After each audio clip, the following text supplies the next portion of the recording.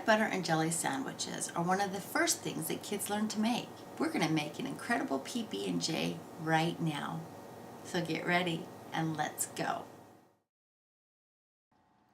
The items list, or the ingredients that you'll be needing, is either 1 piece of bread for half a sandwich or 2 pieces of bread for a whole sandwich. You'll also need some peanut butter, jelly, or other variations of those, which we'll talk about later. And you're also going to need a butter or spreading knife and a surface that you can cut on safely. If you're feeling especially feisty, go ahead and toast the bread first to give it an extra crunch when you bite into it. My daughter decided that she wants the Old Home regular bread, so that's what we're going to use. I usually take it from the middle rather than the end, just because it's a little softer. And it's not really important, but I'm a perfectionist, and so I take the pieces of bread out like this and I open it like a butterfly so the edges match together, and then you don't have, the edges not matching together and having other leaking right here on the edges from either the peanut butter or the jam. So we want the edges to be the same. So go ahead and lay those out. Now if you want to toast them, feel free to toast them, but we're just going to make it regular. My daughter has decided that she wants the Barefoot and Chocolate hazelnut chocolate spread on hers. Now let me tell you how awesome this is, because this particular peanut butter, well, it's actually not peanut butter, this particular spread mixed with strawberry jam will be very much like chocolate covered strawberries, right?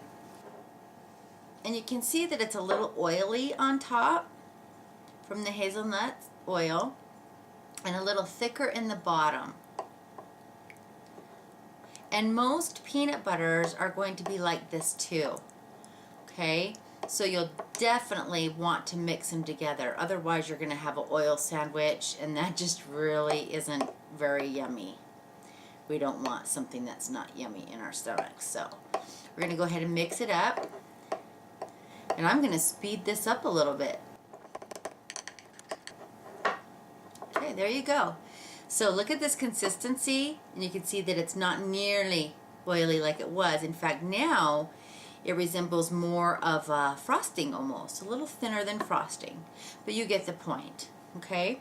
So what we're going to do is we're going to start in the middle of the bread. We can work it outwards. A lot of times you'll have sandwiches with ingredients oozing out over the edges of the bread, and doing it this way actually prevents or helps prevent that from happening, like this. And then we're going to spread it outward. See how I'm doing? So that it doesn't all get on the edge and leak off. And if you hold it rather than leave it lying on the table, you can have some resistance with the bread. Okay, so for the jelly, we're going to be using actually jam, the strawberry jam. This is really good jam. The difference between jelly and jam is that jelly is just the jelly.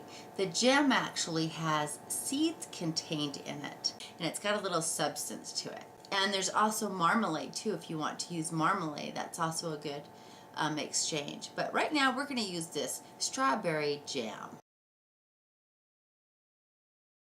And again, we're going to start in the middle so as to prevent leaking on the outer edges of the bread. Now if you look at it really close, you can see what I was talking about. You can actually see the little seeds. See the little seeds in here from the jam? Now if it didn't have seeds, then it would just be jelly. Now marmalade is a little different. Usually like orange marmalade would have little tiny bits of orange in it. So it's not just seeds. In fact, it doesn't have orange seeds at all. Okay, now see that? None of it's leaking over the edges of the bread. All of it is staying within the bread area.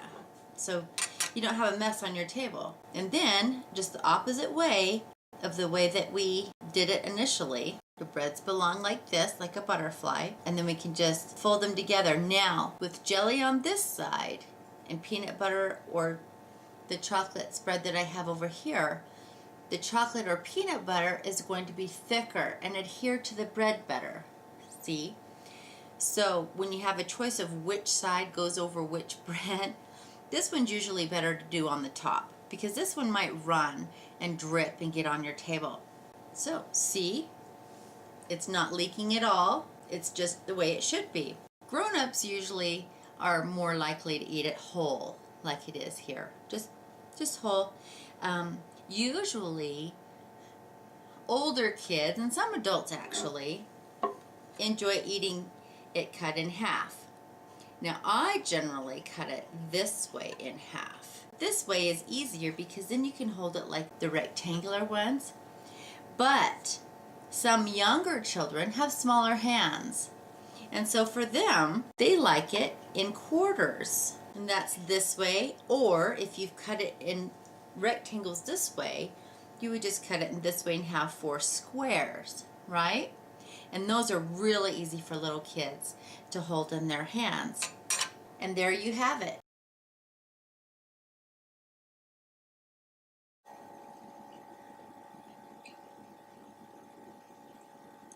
This is really good.